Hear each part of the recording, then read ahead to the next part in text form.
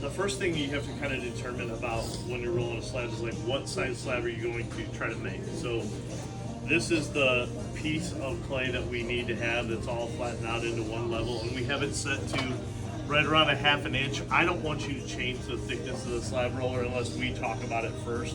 But you can roll a slab anywhere from like 3 inches all the way down to 1/8, but the 1/8 one is really hard to get out of there, and we don't really make very many 3-inch slabs. But at any rate, if we want this size slab, it's important to understand that the slab roller doesn't make things get any wider. It only makes things get longer. So in this case, what's the best idea to make this piece is not to roll it this way, because that would be something really narrow and really long already. So we'd already have that piece. It's much easier to make it into something that is this length and maybe a little bit like that tall, and then that'll give you one piece of it. So when you're making this piece into what you're trying to do, like the kind of shape you're getting, I'll have to use kind of a big one here. I'll probably get 2 out of this, like to get both. But when this clay comes out of the bag and it's really wet, like that's not the best thing for this project. But for some projects you want a good wet slab. But this one, it's better to have a firmer slab, but it's okay if we have a wet one. So if you'll notice the size of this, it's only like from like there to there, from IU over to this, like it's not very long, okay? But if I just take it and I like kind of sling it down like this at an angle, it'll stretch it out.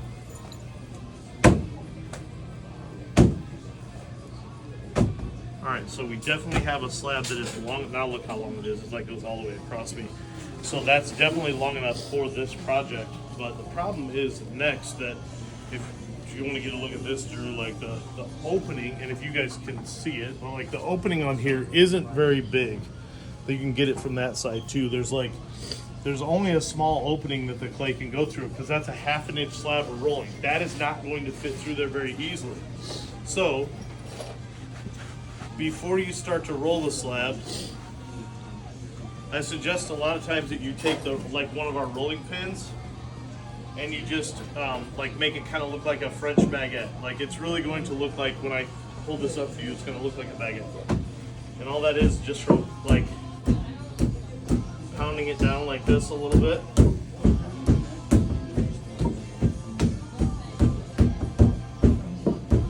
There, look at that, looks good enough to eat.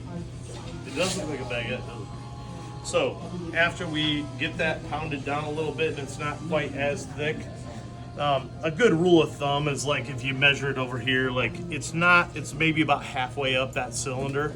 That'll fit through there probably. So we're gonna lift the top blanket, open it up.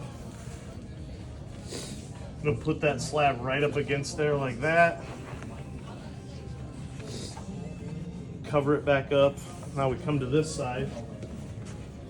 Give a little bit of tension to the canvas like this, and then turn the wheel in the direction you're trying to get it to go. And after you don't have to see how I took the pressure off the canvas. Now all I have to do is pull the wheel this way, and the knurling on here grabs a hold of the canvas and it makes it move. So it's getting rolled out.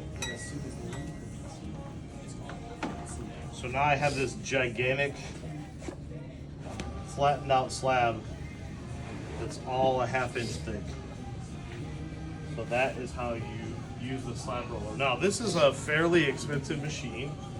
And the only thing you could really do wrong was wrong. Did he zoom in on me or something funny? Or you're in the video. Do you want me to blur your faces? Okay, cool. The only thing you could really do wrong is if you try to put a giant piece of clay up against here and then like pulled it through there, it might put a lot of pressure on the machinery. So try not to do that. That would be best. So that's how the slab roller works. The key is to get a piece of clay that is the right size to begin with. That is the most important thing. After you have that, then you're good to go. So, all right, cool. That's it.